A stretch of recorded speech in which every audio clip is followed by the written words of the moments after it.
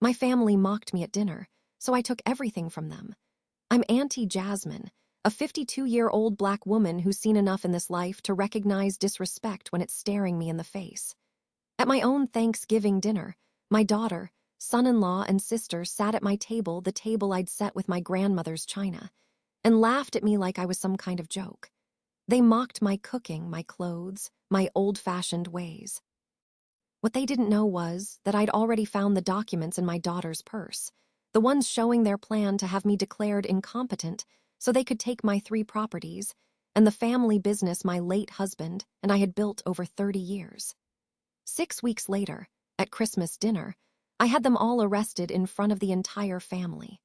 They lost everything, and I made sure the whole community knew exactly what kind of snakes they were.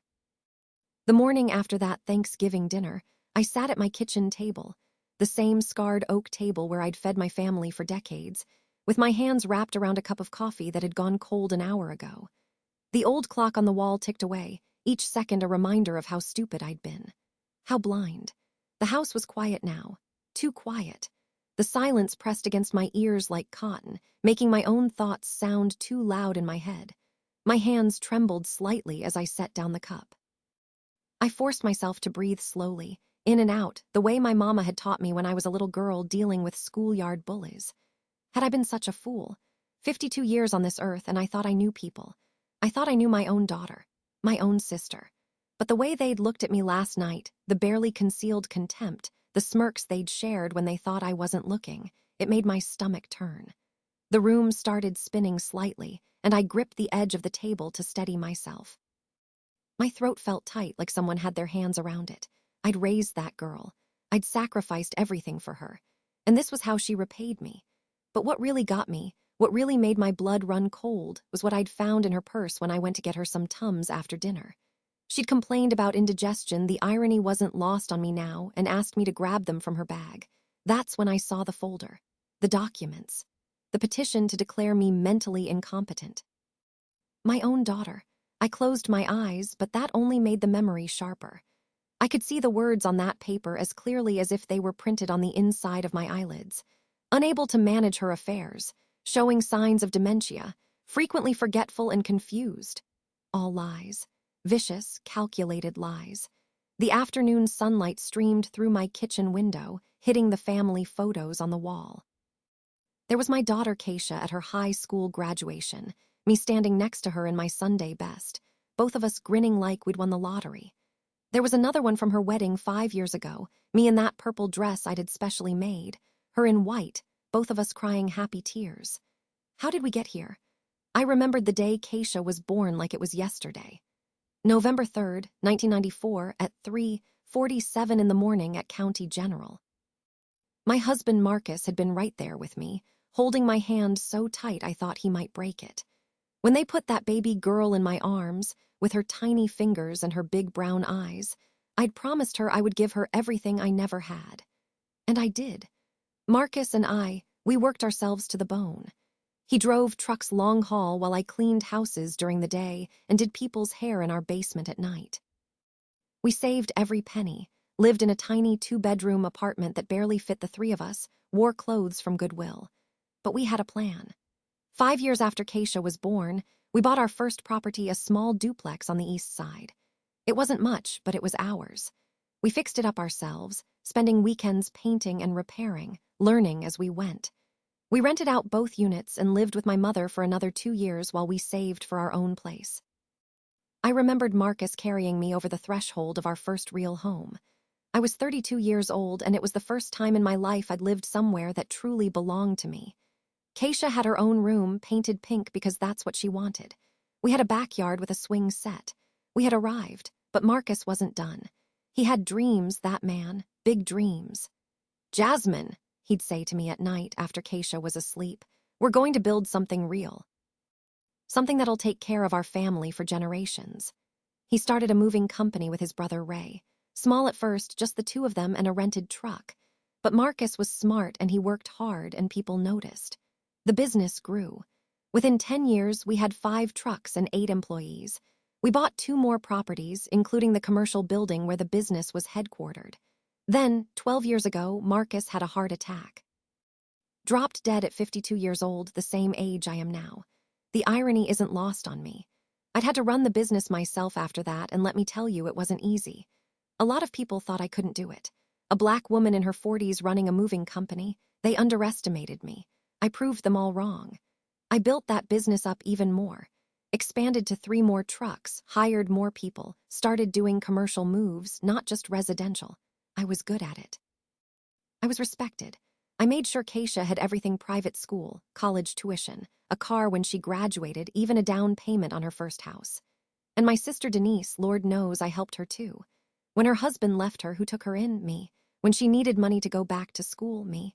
When she wanted to start her little boutique, I co-signed the loan she couldn't get on her own. I'd been a damn fool. Now it all felt like a lie, all those years of love and sacrifice. They'd been playing me, maybe for years, and I'd been too trusting to see it. But that was about to change. The signs had been there for months, I realized now, sitting in that quiet kitchen. I'd just been too busy, too trusting to notice. It started in July, about 4 months before that terrible Thanksgiving dinner. Keisha had been coming over more often, which I'd thought was sweet. She'd bring her husband Darnell with her, and they'd stay for dinner, help around the house. At least that's what I thought they were doing.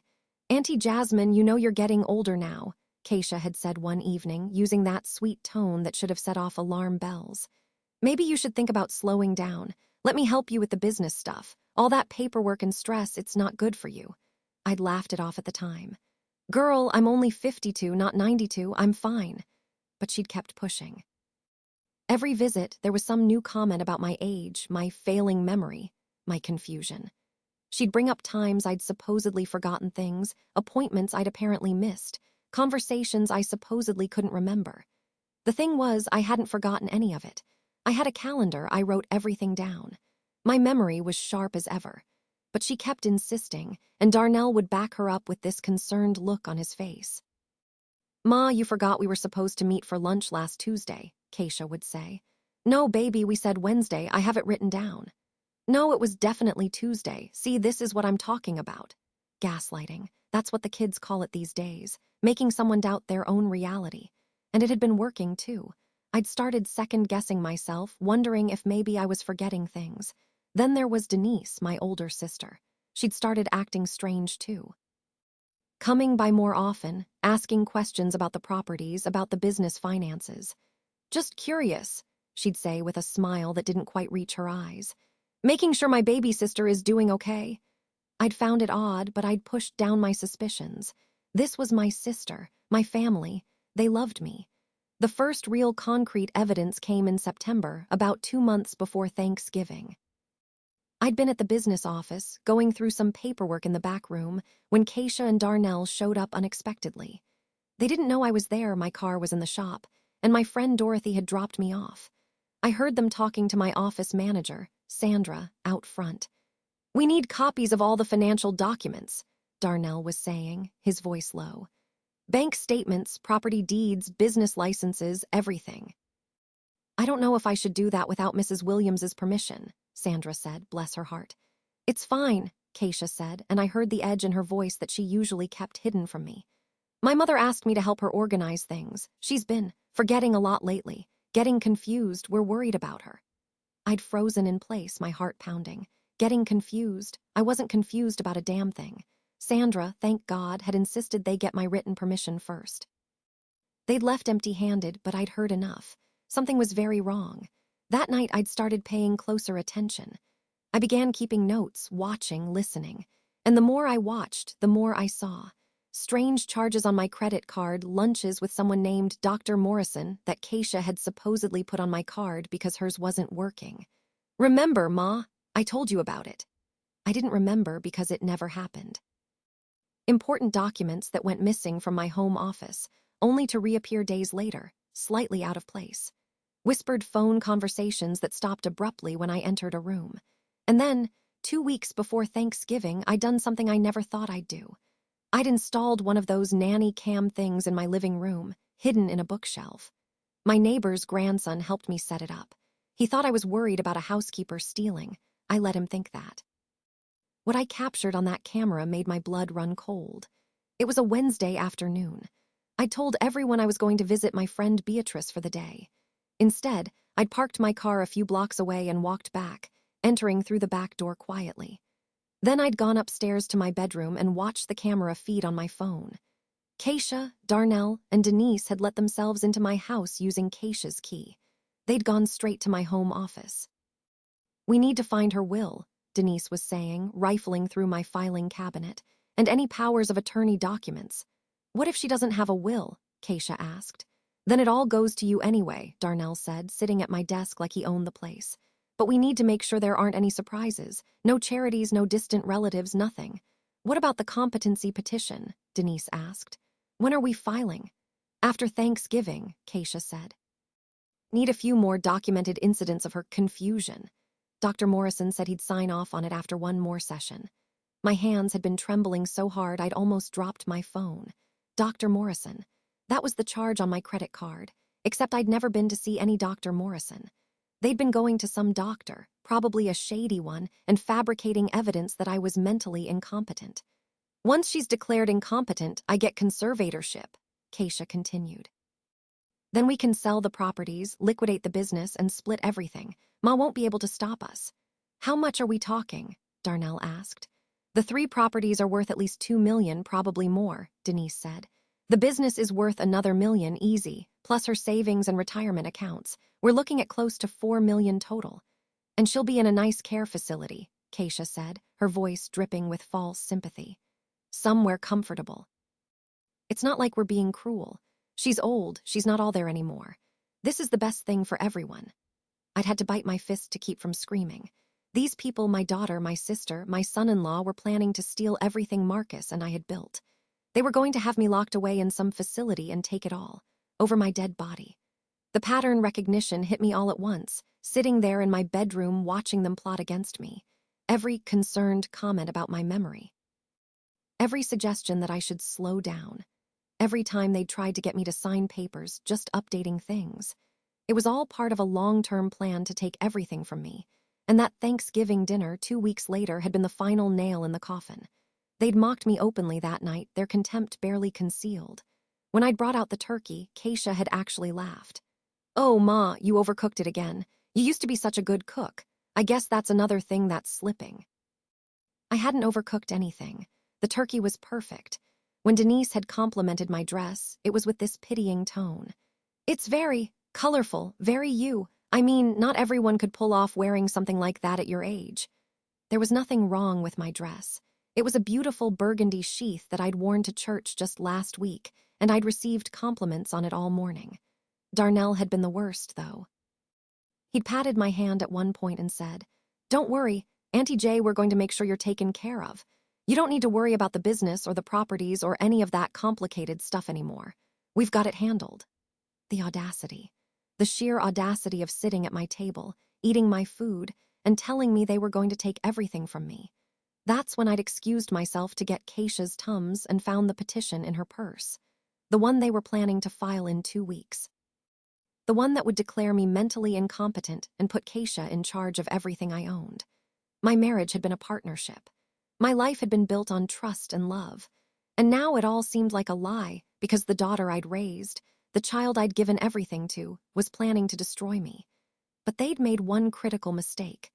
They'd underestimated me. I'm Auntie Jasmine, and I didn't build a multi-million-dollar property portfolio and successful business by being stupid. I'd survived poverty, racism, my husband's death, and every challenge life had thrown at me. Did they really think I'd let them take me down without a fight? The Monday after Thanksgiving, I made a phone call to my friend Margaret Richardson. Margaret and I had known each other for 30 years, since our daughters had been in elementary school together. She was also one of the best family law attorneys in the state. "Margaret, I need your help," I said when she answered. "And I need you to be discreet." We met that afternoon at a small cafe on the other side of town, somewhere I knew my family never went. Margaret arrived with her briefcase, all business despite the casual setting. She listened as I told her everything, the gaslighting, the hidden camera footage, the documents I'd found, the conversation I'd overheard. When I finished, she sat back in her chair and shook her head. "Jasmine, this is serious. This is fraud, conspiracy, possibly even elder abuse." "I'm only 52, I said dryly. "Hardly elderly." In the eyes of the law, anyone over 50 can be considered an elder for abuse purposes, she explained. And what they're doing fabricating evidence of mental incompetence to gain control of your assets, that's textbook financial exploitation of an elder. Can we stop them? Honey, we can do more than stop them. Margaret's eyes had a steely glint I'd never seen before. We can destroy them, but I need to ask you, how far are you willing to go? As far as it takes, I said without hesitation. They wanted to take everything from me and lock me away like I'm nothing. Like 30 years of sacrifice and love meant nothing. I want them to pay for that. Margaret nodded slowly. Okay, then here's what we're going to do. Over the next 2 weeks, Margaret became my general in this war I hadn't asked for but was damn sure going to win. She connected me with a private investigator named James Chen, a quiet man in his 40s who came highly recommended. I'll find the truth, Mrs. Williams, James said at our first meeting, his voice calm and professional. And I'll document everything so thoroughly that they won't be able to wiggle out of it. James went to work immediately. He followed Keisha and Darnell to their meetings with Dr. Morrison. Turned out, Dr. Morrison was a real doctor, but one who'd lost his license in another state for similar shenanigans. He'd set up shop here under a slightly different name, preying on families who wanted to exploit elderly relatives. James got photos of them meeting with him, photos of money changing hands, even managed to get a recording of one of their conversations. We're paying you to say she's incompetent. Darnell's voice came through clear as day on the recording. I don't care what tests you have to fake. We need this done before the end of the year. James also dug into their finances and found some interesting information. Keisha and Darnell were in deep financial trouble. Darnell had a gambling problem, something I hadn't known, and they were about to lose their house. They owed over $200,000 to various creditors. Denise wasn't much better off. Her boutique was failing, bleeding money every month. She'd already declared bankruptcy once and was heading that way again. They needed my money, and they were willing to do anything to get it. They weren't just cheating, they were planning to take everything, Margaret said when James presented his findings, and leave you with nothing. Margaret also had me undergo a comprehensive psychological evaluation with a reputable doctor, Dr. Patricia Okonkwo, a neuropsychologist with an impeccable reputation. Dr. Okonkwo put me through 2 full days of testing. Mrs. Williams, you're sharp as a tack, Dr. Okonkwo said when we reviewed the results. Your memory, cognition, judgment, everything is well above average for your age. In fact, you tested better than most 40-year-olds I see. There is absolutely no evidence of dementia, Alzheimer's, or any cognitive impairment whatsoever. She prepared a detailed report documenting my perfect mental health. That report would be crucial. Meanwhile, I had to play my part. I had to pretend I didn't know what was happening. I had to smile at my daughter, hug my sister, and make pleasant conversation with Darnell, all while knowing exactly what they were planning. It was the hardest thing I've ever done. How's the business going, Ma? Keisha would ask during her visits, which had become even more frequent as their deadline approached. Oh, fine, baby, I'd say, forcing a smile. Same as always. You know, all those numbers and things, it's getting to be a lot for me. I could see the satisfaction in her eyes when I said things like that. She thought she was winning. During this time, I also quietly secured my assets. Margaret helped me set up an irrevocable trust for the properties and business, with ironclad provisions that made it impossible for anyone to contest. I moved money into accounts that Keisha didn't know about. I updated my will with extremely specific language about what would happen to anyone who tried to have me declared incompetent. I also gathered more evidence. I gave James my hidden camera footage. I documented every instance of gaslighting, every lie they told about me, every piece of their conspiracy. I kept a detailed journal with dates, times, and witnesses, and I planned the perfect trap. They'd told me they wanted to file the incompetency petition right after Christmas. They were planning a big family Christmas dinner at my house, probably their last chance to play the loving family before they destroyed me. I had other plans. I decided I would host that Christmas dinner. I'd invite everyone, all the family, friends, people from the community, the church folk. I'd make it a celebration, and then I'd spring my trap in front of everyone. I could have confronted them privately, I told Margaret one evening as we went over the plan for the 100th time. I could have just stopped them legally and been done with it. But Margaret prompted. But they humiliated me. They mocked me in my own home at my own table. They wanted to strip away my dignity, my agency, my life's work. They forced my hand. I looked at Margaret with steel in my eyes. If they wanted war, they would have war. The setup was elaborate. I worked with Margaret and James to coordinate everything. We contacted the police and the district attorney's office. With the evidence we had, the recordings, the fake doctor's cooperation, he flipped on them to save himself, the financial records showing motive, they agreed to move forward with arrests. But timing was everything. We needed them to actually file the petition.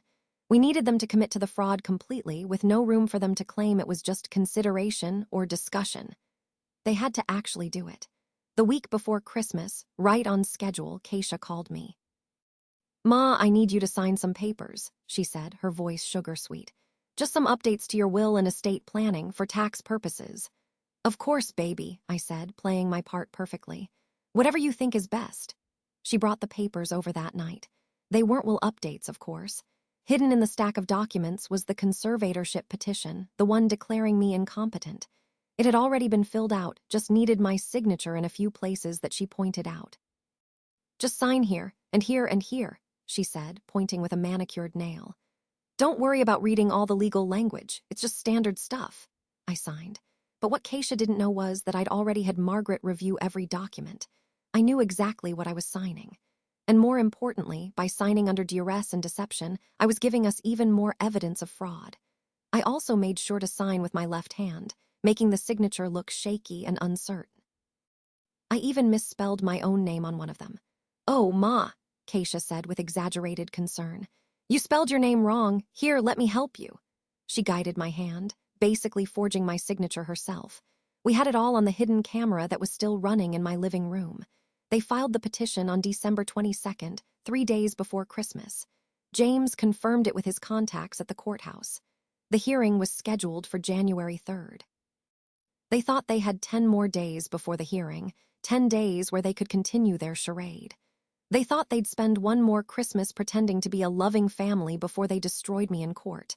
They had no idea what was coming. Christmas Day arrived cold and bright. I'd been up since 5 in the morning preparing. Not just the food, I'd made a feast fit for royalty, but the final touches on my trap. I'd invited everyone. My church family, the neighbors, my friends, Keisha's friends, even people from the business. I'd billed it as a celebration, a big family Christmas that I wanted to share with the community. People were excited. Auntie Jasmine's Christmas party had been the talk of the neighborhood for weeks. I'd also invited some special guests that nobody knew about. Detective Sarah Morrison, no relation to the fake doctor, an officer from the Elder Abuse Division, a representative from the district attorney's office, and Margaret, of course. The house was decorated beautifully. I'd gone all out fresh garlands, twinkling lights, a massive tree in the living room, poinsettias everywhere. Christmas music played softly in the background. The dining room table was set with my finest china and crystal. It looked like a celebration, and it was just not the kind they were expecting. Keisha and Darnell arrived early to help, though their help consisted mostly of them trying to look good in front of the guests who'd already arrived. Denise came shortly after, wearing a dress that was probably too expensive for someone about to lose their business. "Oh, Auntie Jasmine, this is beautiful," Denise gushed, kissing my cheek with a Judas kiss if I ever saw one. "You've really outdone yourself." "Only the best for my family," I said sweetly. As more guests arrived, I watched my betrayers work the room. They were good, I had to give them that. Keisha played the devoted daughter, staying close to me, touching my arm, asking if I needed anything. Darnell was charming, shaking hands, telling jokes. Denise played the concerned sister, quietly telling people that I'd been having some trouble lately, but that we're taking care of her. They had no idea that many of the people in that room knew exactly what was happening. Margaret had briefed our allies. They were all watching, waiting. Dinner was served at 6 o'clock. I'd made all of my signature dishes: honey-glazed ham, cornbread dressing, collard greens, mac and cheese, sweet potato casserole, green beans, cranberry sauce, and 3 different kinds of pie for dessert. It was a meal worthy of the occasion. As we ate, the conversation flowed. Stories were told, laughter filled the room. For a moment, I almost forgot what was about to happen, almost. But then Darnell raised his glass. "I'd like to make a toast," he said, standing up. The room quieted. "To Auntie J, who's brought us all together tonight, and to family, which is the most important thing we have." The irony was so thick you could cut it with a knife. People raised their glasses. "To family," they chorused. "To family," I repeated quietly, looking directly at Keisha. "And to loyalty, which is what family should mean." Something flickered in Keisha's eyes, but it was gone in an instant. As dinner wound down and people moved to the living room for coffee and dessert, I caught Margaret's eye. She gave me a slight nod. It was time. I stood up, my heart pounding but my voice steady. "Everyone, if I could have your attention for just a moment." The room quieted, all eyes turning to me. Keisha looked pleased, probably thinking I was about to give some sentimental speech about family and love. "I want to thank you all for coming tonight," I began. "I know the holidays are busy and it means the world to me that you're all here. I wanted to gather everyone together because there's something important I need to share." "Ma, you don't need to make a speech," Keisha said, laughing nervously. "Just enjoy the party." "Oh, I am enjoying it, baby," I said, my voice taking on an edge that made several people look up sharply. "I'm enjoying it very much. You see, I've learned something important this year. I've learned that family isn't always who you think it is." The mood in the room shifted. People could sense something was wrong. "I've also learned," I continued, walking slowly into the center of the room, "that sometimes the people you love most, the people you've sacrificed everything for, can turn out to be snakes." "Jasmine, what are you talking about?" Denise said, trying to laugh it off. "You're not making sense."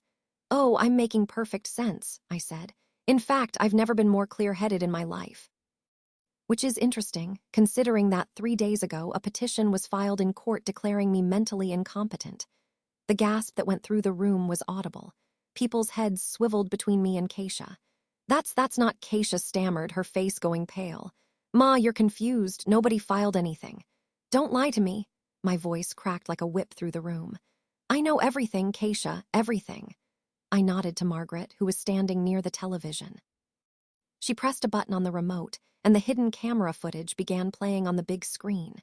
There they were, my daughter, my son-in-law, and my sister in my living room, plotting to take everything from me. "We need to find her will," Denise's voice filled the room. "What if she doesn't have a will?" Keisha's voice, so familiar, now sounding like a stranger's. "Then it all goes to you anyway. But we need to make sure there aren't any surprises." The room was dead silent except for the video. People watched in horror as the conspiracy unfolded before their eyes. When Darnell's voice came through, "How much are we talking?" And Denise answered with, "We're looking at close to 4 million total." There were audible gasps. Keisha had stood up, her face red. "This is ridiculous. That's not, you can't." "Sit down," I said coldly. "I'm not finished." The video continued. When they reached the part about putting me in a care facility while they liquidated everything I'd built with Marcus, several people in the room were crying. My friend Beatrice had her hand over her mouth, tears streaming down her face. When the video ended, I walked over to where Keisha and Darnell stood frozen. "You were saying—" "Ma, let me explain," Keisha started. "Explain what? How you were going to have me declared insane? How you were going to steal everything your father and I built? How you paid a fake doctor to write false reports about my mental state?" Margaret stepped forward, pulling out documents from her briefcase.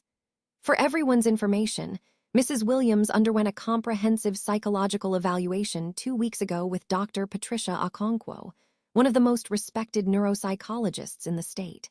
She passed with flying colors. There is no evidence whatsoever of any cognitive impairment." She held up the report for everyone to see, then pulled out more papers. "We also have documentation of every lie they told, every instance of gaslighting, every piece of their conspiracy. They've been planning this for months." "Auntie Jasmine, you don't understand," Darnell tried, his voice desperate. "We were trying to help you. We were worried." "Worried about what?" I interrupted. "Worried that I'd discover you have a gambling problem, that you owe over $200,000 to various creditors. That you were about to lose your house." His face went white. I turned to Denise. "Or maybe you were worried I'd find out your boutique is failing, that you're headed for your second bankruptcy." Denise opened her mouth, closed it, then opened it again. No words came out. "You needed my money," I said, my voice echoing in the silent room. "And you were willing to destroy me to get it. You were willing to have me locked away, to steal my life's work, to erase 30 years of sacrifice and love, all for money." "It wasn't like that."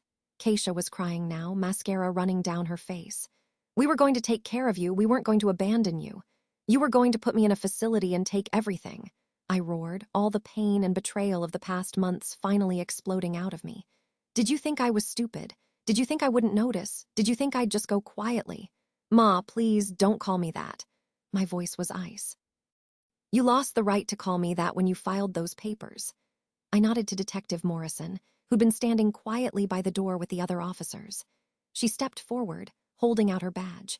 Keisha Williams Turner, Darnell Turner, and Denise Williams, you're under arrest for conspiracy to commit fraud, attempted financial exploitation of an elder, forgery, and filing false legal documents. The room erupted. People were shouting, crying, trying to process what was happening. Keisha's friends were staring at her in horror. People from church were shaking their heads, tears on their faces.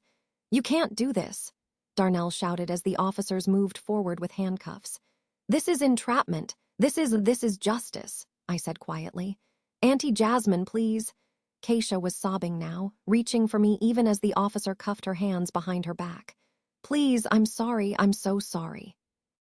I didn't mean we weren't really going to. You did mean it, I said, my voice breaking despite my determination to stay strong. You absolutely meant it, and that's what breaks my heart. As the officers led them out, Keisha sobbing, Darnell shouting about lawyers, Denise silent and pale, the reality of what I'd done started to sink in. I'd had my daughter arrested on Christmas Day. My legs suddenly felt weak, and I sank into the nearest chair. The room was still in chaos, people talking over each other, some crying, some angry, all shocked. Margaret sat down next to me, putting a hand on my shoulder. You did the right thing, she said quietly. Did I whispered. She's my daughter. She tried to destroy you, Margaret said firmly. You didn't have a choice. Maybe she was right, but that didn't make it hurt any less. The party broke up quickly after that. People didn't know what to say to me. Some hugged me, tears in their eyes. Others just squeezed my hand and left silently. Within an hour, the house was empty except for Margaret and Beatrice, who'd refused to leave me alone. You're staying with me tonight, Beatrice said firmly. I'm not letting you be alone in this house after all that. I didn't argue. I didn't have the energy. The immediate consequences of that night rippled out like waves from a stone thrown in still water. Keisha, Darnell, and Denise were held without bail initially. The charges were serious. Conspiracy to commit fraud, attempted financial exploitation of an elder, forgery, and filing false documents with the court. The district attorney was pushing for maximum penalties, especially given the calculated nature of their actions. The fake Dr. Morrison rolled over on them completely, confirming that they'd paid him $15,000 to write false reports about my mental state.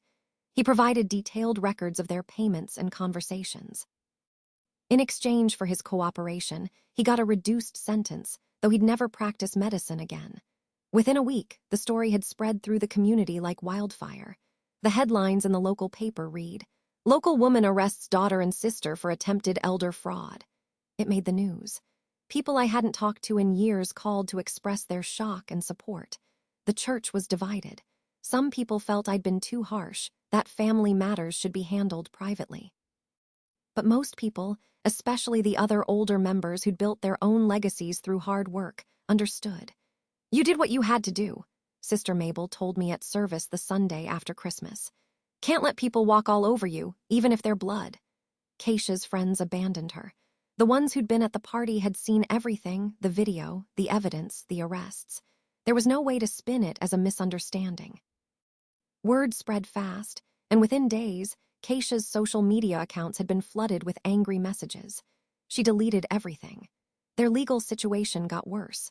Margaret filed civil suits on my behalf for attempted fraud and emotional distress. With all the evidence we had, their lawyers advised them to settle. But they had no money to settle with.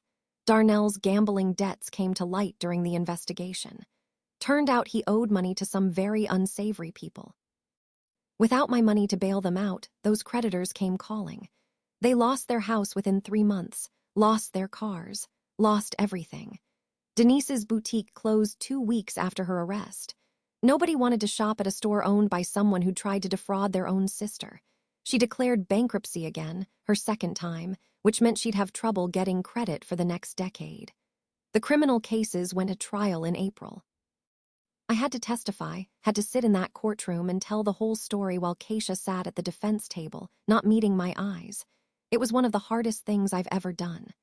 "Mrs. Williams," the prosecutor asked me, "can you describe your relationship with your daughter before you discovered her conspiracy?" "I loved her more than anything in this world," I said, my voice steady despite the tears on my face.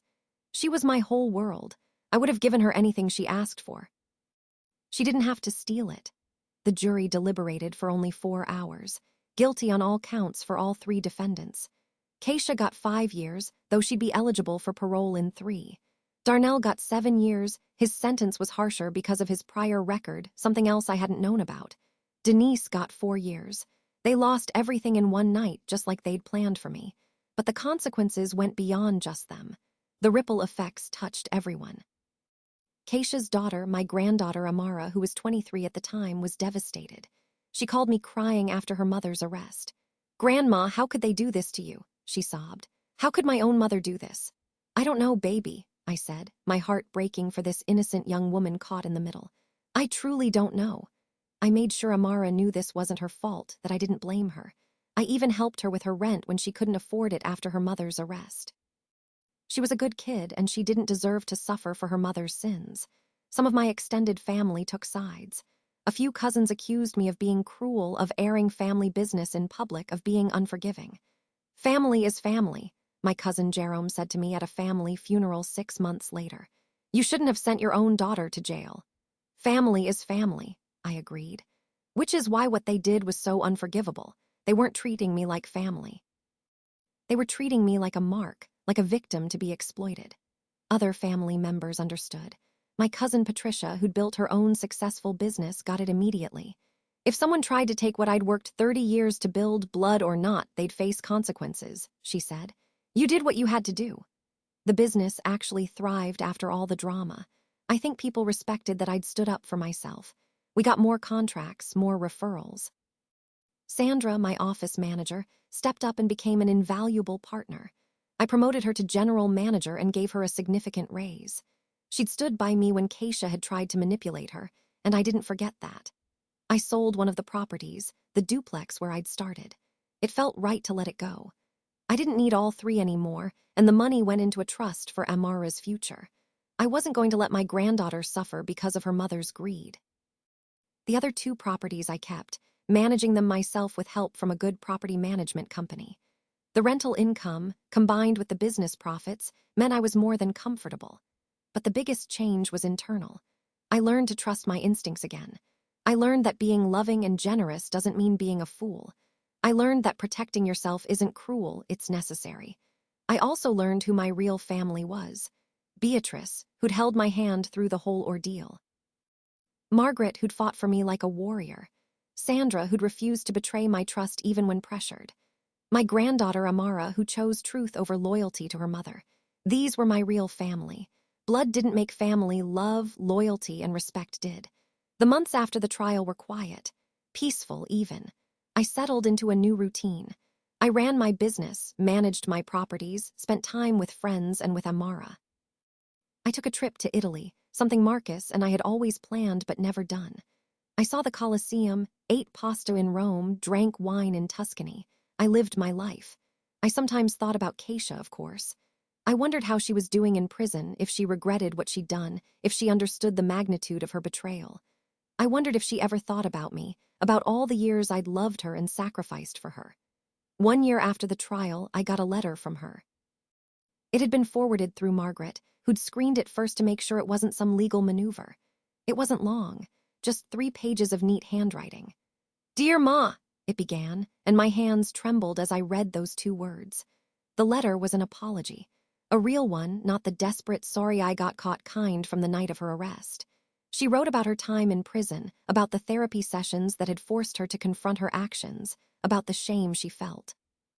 "I don't expect you to forgive me," she wrote. "I don't deserve forgiveness. What I did was unforgivable. I tried to destroy you, to take everything you and Daddy built. I tried to have my own mother locked away like she was nothing. I can't even fully understand why I did it. The money, the debt, the desperation, none of it excuses what I did." She wrote about growing up, about always feeling like she was in her father's shadow, like she could never measure up to what Marcus had built. about how that had twisted into resentment, especially after he died and I'd taken over the business so successfully. "I was jealous of you," she admitted. "Of your strength, your success, your respect in the community. I wanted what you had, but I didn't want to earn it the way you did. I wanted the shortcut. And I convinced myself I deserved it, that you owed it to me because I was your daughter." She wrote about Darnell's gambling, about how the debt had mounted, about how desperate they'd become, about how Denise had suggested the plan, and how she'd latched onto it because it seemed like the solution to all their problems. "I never once thought about what it would do to you," she wrote. "Not really. I told myself you'd be fine, you'd be taken care of, that you were getting old anyway and would be better off with someone managing your affairs. But that was all lies I told myself, so I didn't have to face what I was really doing, destroying my own mother." Letter ended with this: "I know I can't fix what I broke. I know I can't undo what I did. But I want you to know that I am truly, deeply sorry. Not because I got caught, not because I'm in prison, but because I hurt you and you didn't deserve that. You deserved a daughter who loved you the way you loved me. I failed you, and I'll regret that for the rest of my life. I love you, Ma, I'm sorry." Keisha, I read that letter 3 times, sitting at my kitchen table with tears streaming down my face. Part of me wanted to write back, wanted to forgive her, wanted to try to rebuild something from the ashes. But I wasn't ready. Maybe I'd never be ready. Some betrayals cut too deep. I put the letter in a drawer and tried to move on with my life. Now, 2 years after that terrible Christmas dinner, I'm sitting on my back porch on a warm spring evening, watching the sunset paint the sky in shades of orange and pink. Amara is here, grilling chicken for dinner while I sip sweet tea and listen to Anita Baker on the radio. Life is good, peaceful. The business is thriving. My properties are all fully rented with good tenants. My savings are healthy. I'm healthy, Dr. Okonkwo confirmed it again at my annual checkup last month. I still think about Keisha sometimes. I wonder if she's changed, if prison has truly made her reflect on her actions. She'll be up for parole soon. She's served 3 years already. I don't know what I'll do if she reaches out when she's released. Part of me, the mother part that will never fully die no matter what she did, wants to give her a chance, to see if there's anything salvageable in our relationship. But the wise woman part of me, the part that learned hard lessons about trust and betrayal, knows I need to protect myself first. "Grandma, you okay?" Amara calls from the grill. "You look sad." "I'm fine, baby," I say, smiling at her. "Just thinking about Mom." She asks quietly. "Yeah." Amara flips the chicken, then comes over to sit next to me. "Do you miss her?" "I miss who I thought she was," I say carefully. "I miss the daughter I thought I had, but that person might not have ever really existed. Maybe I was just seeing what I wanted to see." "She was real sometimes," Amara says. "I remember good times when I was little. She wasn't always like this." "No," I agree. "She wasn't, but people change. Or maybe they just reveal who they always were." We sit in comfortable silence for a moment, listening to the birds and the music and the sizzle of the chicken on the grill. "I'm proud of you, you know," Amara says suddenly, "for standing up for yourself, for not letting them get away with it. Some of the family thinks you were too harsh, but I think you did what you had to do." "Thank you, baby," I say, squeezing her hand. "That means a lot. You taught me something important," she continues. "You taught me that loving someone doesn't mean letting them destroy you. That setting boundaries and protecting yourself isn't cruel, it's necessary. That's a lesson I'll carry with me forever." Looking at my granddaughter, strong and wise beyond her years, I feel something shift inside me. Maybe some good came from all this pain after all. Maybe my story, as painful as it was, could teach the next generation about strength and self-respect. Looking back now, I realize that betrayal isn't just about the act itself, it's about the death of trust. Keisha, Darnell, and Denise didn't just try to steal my money and property. They tried to steal my dignity, my autonomy, my very sense of self. They wanted to erase 30 years of hard work and sacrifice, to reduce me to a helpless old woman who needed to be managed. They forgot one thing. I'm Auntie Jasmine, and I didn't build a life and a legacy by being weak. Some people have told me I was too harsh, that I should have handled it privately, that I should have given them another chance, that I should have shown mercy because they're family. To those people, I say this: when someone shows you who they really are, believe them. When someone tries to destroy you, protect yourself. When someone betrays your trust so completely and calculatedly, there has to be consequences. Family isn't an excuse for abuse. Blood doesn't give anyone the right to exploit you. Love doesn't mean letting people walk all over you. I did what I had to do to protect myself and what I'd built. I don't regret it. Yes, it hurt. Yes, there's a part of me that will always grieve the relationship I thought I had with my daughter. But I won't apologize for refusing to be a victim. As for whether I was too harsh, I let the courts decide that, not public opinion. 3 separate juries heard all the evidence and found them guilty. A judge sentenced them. That wasn't my personal vendetta. That was the justice system working as it should. Would I do it differently if I could go back? I don't know. Maybe I would have confronted them privately first, given them one chance to come clean. But honestly, I doubt it would have changed anything. They'd been planning this for months. They'd invested time, money, and effort into their scheme. They weren't going to give it up just because I confronted them. Sometimes the only way to stop a snake is to cut off its head. These days, I focus on living well. I focus on my business, my properties, my granddaughter, my friends. I travel. I volunteer at the church, though I switched to a different congregation where people don't whisper behind my back. I garden. I read. I live. I've even started dating nothing serious, just dinner here and there with a nice man named Robert who owns a construction company. He knows my story. Everyone in town knows my story. He told me on our second date that he thought I was brave. Not many people would have the courage to do what you did, he said. Especially not to their own child, but you were right, you had to protect yourself. I'm not sure about love again. I'm not sure I can trust someone that deeply after everything. But it's nice to have companionship, to have someone to talk to have possibilities. The business continues to grow. Last month, we expanded into storage services as well as moving. We bought 2 more trucks. We hired 4 more employees. What Marcus and I started in a rented truck 35 years ago has become something real, something lasting, something I'm proud of. And it's still mine. They didn't take it. They didn't win. That's what I remind myself on the hard days, the days when I miss my daughter despite everything. They didn't win. I'm still here, still standing, still living my life on my terms. I've learned that forgiveness is complicated. Some people think forgiveness means reconciliation, means letting the person back into your life, means trusting them again. But I've learned that forgiveness can also mean releasing your anger while still protecting yourself. It can mean wishing someone well from a distance. It can mean accepting what happened and choosing to move forward without letting it consume you. I don't know if I've forgiven Keisha yet. Some days I think I have. Other days, I'm still so angry I can barely breathe. Maybe forgiveness isn't a destination but a journey, something you work toward over time. What I do know is this: I've forgiven myself. I've stopped asking if I was a bad mother, if I failed her somehow, if I could have prevented this. I did the best I could with what I knew. I loved her, I provided for her, I taught her right from wrong. What she chose to do with those lessons was on her, not me. I also know that I'm stronger than I thought. I survived my husband's death and built something even bigger. I survived my daughter's betrayal and came out the other side. I survived the gossip and the judgment and the loss. I'm still here, still standing, and I'm doing more than surviving, I'm thriving. That's my revenge, really. Not the arrests or the trials or the convictions. My revenge is living well. My revenge is being happy. My revenge is proving that they didn't break me, no matter how hard they tried. I'm Auntie Jasmine, I'm 54 years old now, and I'm finally at peace. I have my granddaughter, my friends, my business, my properties, and my dignity. I have my story, and I'm not ashamed of it. And if my story teaches anyone anything, I hope it's this: protect yourself. Trust your instincts. Document everything. Don't let anyone, not even family, take advantage of your kindness. Stand up for yourself, even when it's hard, even when people judge you for it.